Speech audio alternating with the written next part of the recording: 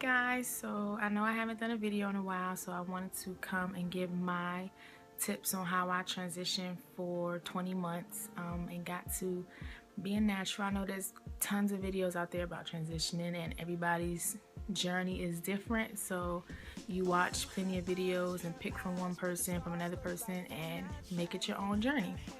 So I just wanted to give my tips because for me, transitioning was up and down, back and forth on whether to relax, whether to not relax. It was a journey, okay? So I'm gonna keep it 100 with my tips. You know, a lot of people have their own, but I'm gonna keep it 100 with how I transition and be for real on what I went through.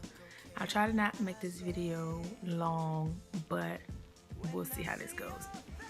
So my first tip is to make the choice. You have to make the choice for yourself. Like, if you make the choice based on everybody else's curl pattern, everybody else's length of hair, you won't be able to survive transitioning. You have to make the choice based on you, based on the health of your hair, or whatever reason you choose to go natural. Make the decision because you want to make it and not because nobody else is making you do it for you. Like, that is step one, like seriously, because it took me a long time to finally decide for myself to go natural, and it's been the best decision of my life. But it was because I made the decision for me. There were people out there whose natural hair like I was in love with, but I just wasn't ready to do it for me. So make sure you decide that you're ready to go to this process because it's going to be your journey, your hair, your experience.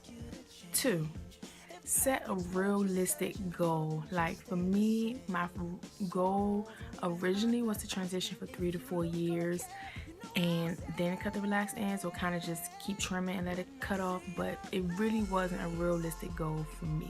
So set a realistic goal, set short-term goals. Okay, I'm gonna go 6 months, I'm gonna go a year, I'm gonna go a year and a half, I'm gonna go 2 years, and then when time comes, if you're not ready, add time, because the big chop is not for everybody.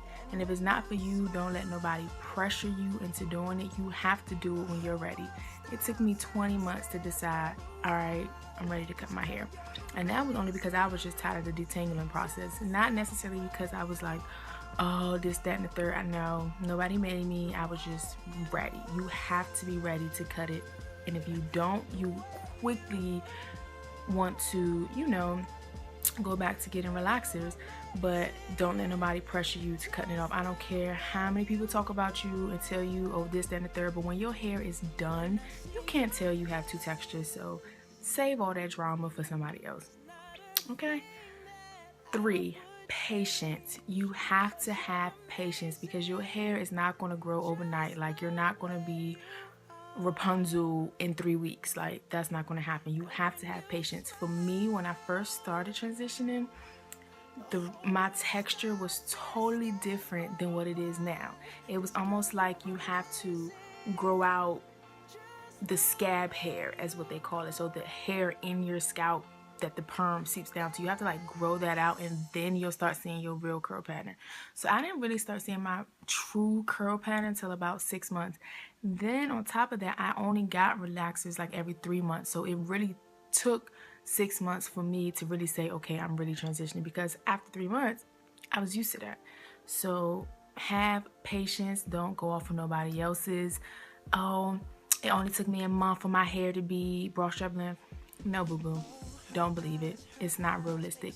But you have to also think about different people who have genes in their family where they just genetically have long hair. When I was relaxed, I had nice thick hair. It was about broad strap length, but I stopped caring for the way that I used to care for it. Like, I just got busy with life, and it was just throw a relaxer in it, flat on it, and going about my day. So for me, it just became unhealthy of taking care of my hair. So your hair will grow. Hair will grow. Like, if you wax your eyebrows, they come back. If you shave your legs, hair comes back. So your hair will grow. So take time, don't worry, live life, take care of your hair, and you'll be fine. Your hair will get to where you want it to go, but just don't think it's gonna be overnight.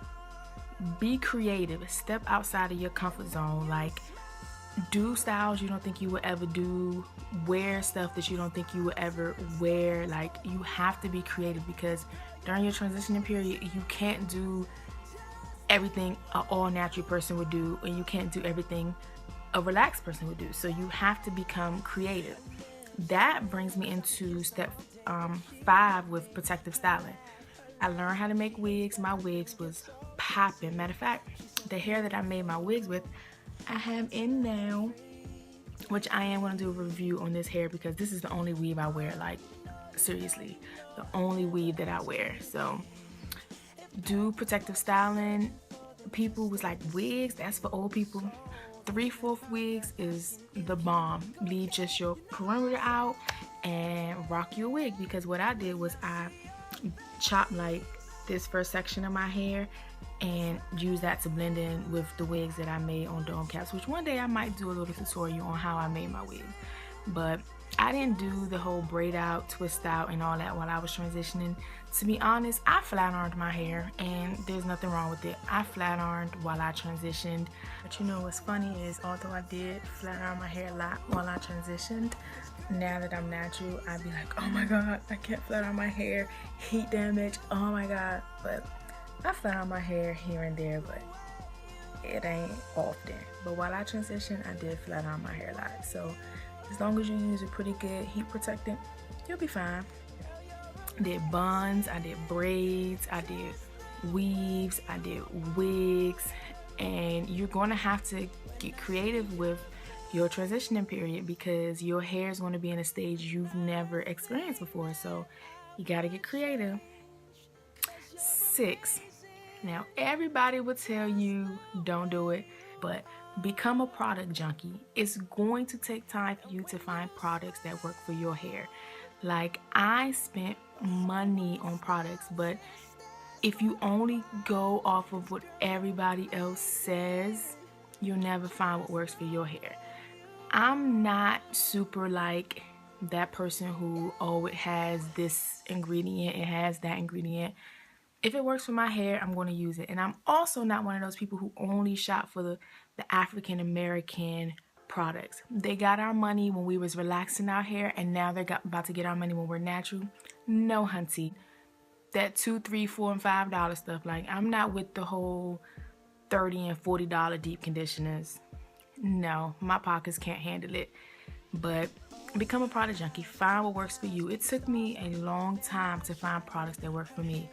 Like gel, I only tried EcoStyler gel, but I had to try all of them to find out which one works for me. So like now I only use Crystal EcoStyler gel and Crystal Edge Control.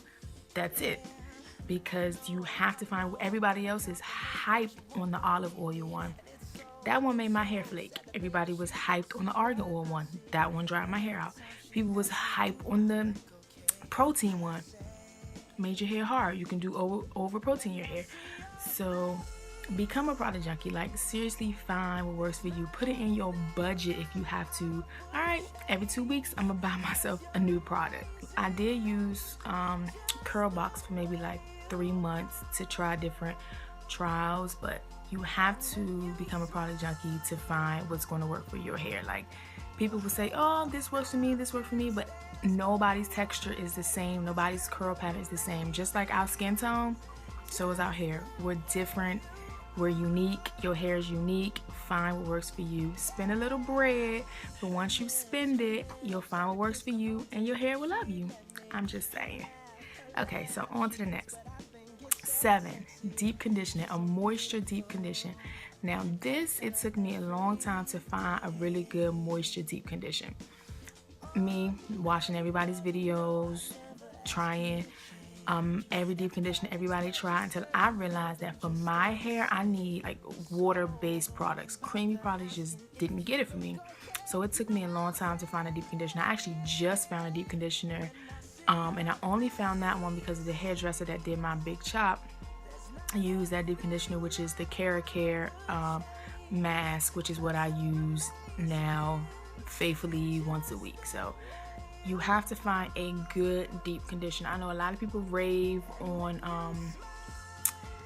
oh my god, the Cantu. I plan on trying it. I haven't tried it yet, but I feel like I'm going to use half the bottle in one sitting because I have so much hair.